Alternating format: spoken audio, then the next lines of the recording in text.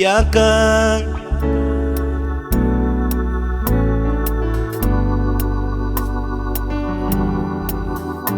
yaka kobanga na ngai sili yaka lelo yaka mikumba nangana tiki epa na yo yaka kolela na ngai sili yaka lelo yaka yaka yaka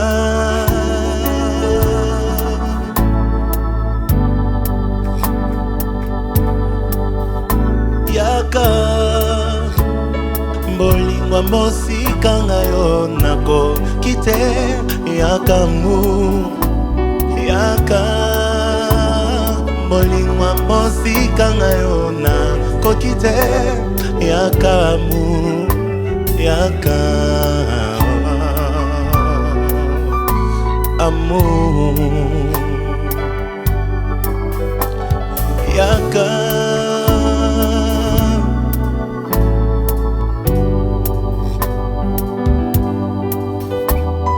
yaka basacrifice nyonso na sali yo futango yaka yaka yaka mabolongo na ngai inda koluka yo yaka yaka yaka oyo sengaki ngai yo nasali ekomi tuna yo yaka amour yaka mibeko na yo na tosi yaka ero yaka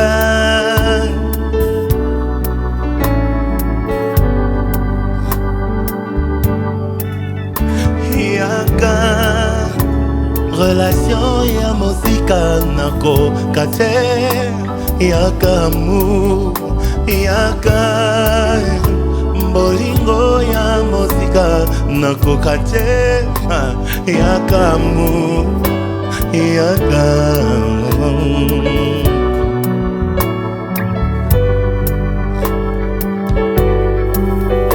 yaka na maboko na yo nde nazwaka kimia yaka yaka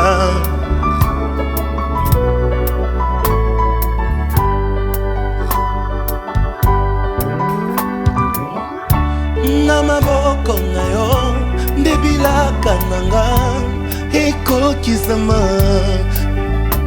yaka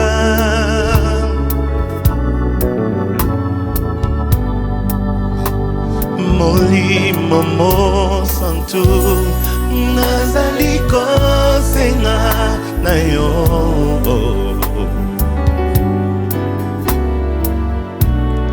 kitisa molimo na yo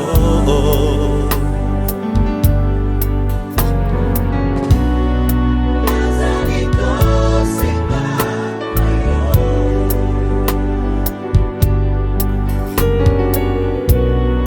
kitisa molimo na yo awa yaka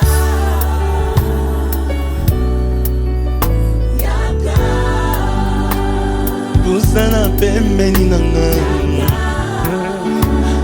yaka nga na nsima yo busana pembeni nanga yaka nga na yoka yo busana pembeni nanga yaka nga na mona yo busana pembeni nanga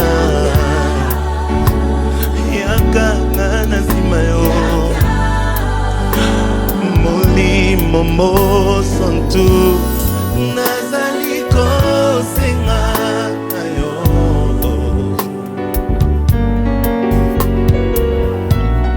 kitisa molimo na yo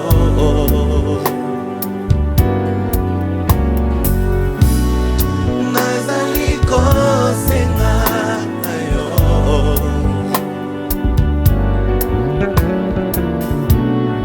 kitisa molimo na yo awa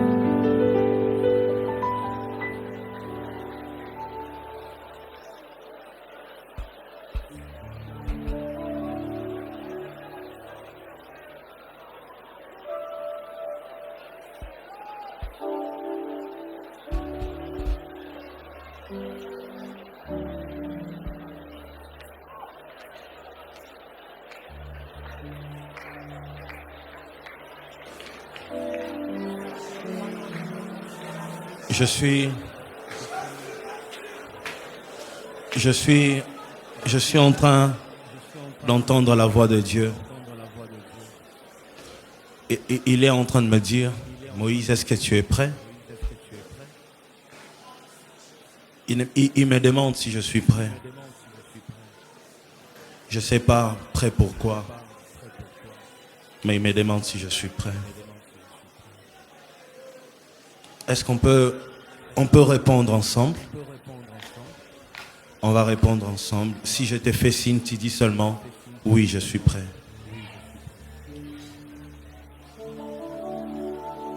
À 3, tu vas dire, oui, je suis prêt. Si je compte jusqu'à 3, tu dis, oui, je suis prêt. Tu dis, oui, Seigneur, je suis prêt. À 3. Tu vas dire, oui, Seigneur, attends. Je vais compter jusqu'à 3 et tu vas dire, oui, Seigneur, je suis prêt.